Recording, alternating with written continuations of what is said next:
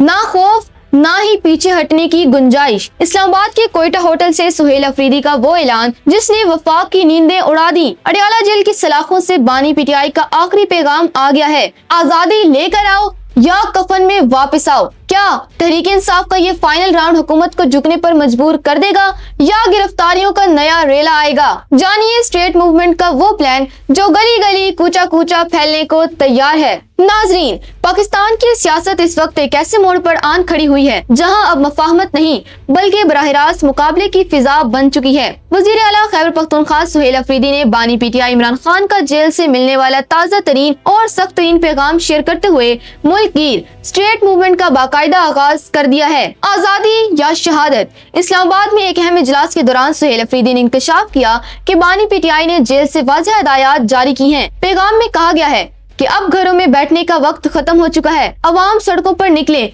और तब तक वापस ना आए जब तक हकीकी आजादी हासिल ना हो जाए। सुहेल अफरीदी के मुताबिक खान साहब का कहना है, आजादी लेकर वापस आओ या कफन में वापस आओ। वजीर आला केपी ने तहरीक इंसाफ की नई सियासी कमेटी के क़याम के बाद एहतजाज का मुकम्मल प्लान पेश कर दिया है। उन्होंने ऐलान किया है कि नेक काम में देर नहीं होनी चाहिए, हम आज से ही मुतहर्रिक हो चुके हैं। पीटीआई की तमाम तंजीमों से हंगामी मुलाकातें की जाएंगी और हर बाजार, हर गली, हर मार्केट और हर चौक में जाकर अवाम को स्ट्रेट मूवमेंट के लिए तैयार किया जाएगा। इस तहरीक का मरकज रावलपिंडी, इस्लामाबाद, लाहौर और खैबर पख्तूनख्वा होंगे, जहां सुहेल अफरीदी खुद जाकर कारकुनों का लहू गरमाएंगे। सुहेल अफरीदी ने वफाकी हुकूमत की धमकियों को खातिर में न लाते हुए कहा कि अब जदोजहद अपने हतमी मरहले में दाखिल हो चुकी है। उन्होंने वाज़ेह किया कि हमारी तहरीक का बुनियादी मकसद बानी पीटीआई की फौरी रिहाई, उनकी कैद तन्हाई खत्म करना और मुलाकातें पर लगी पाबंदियां हटवाना है। पीटीआई क़यादत का मानना है कि अगर अवामी दबाव बढ़ा तो वफाकी हुकूमत के पास झुकने के सिवा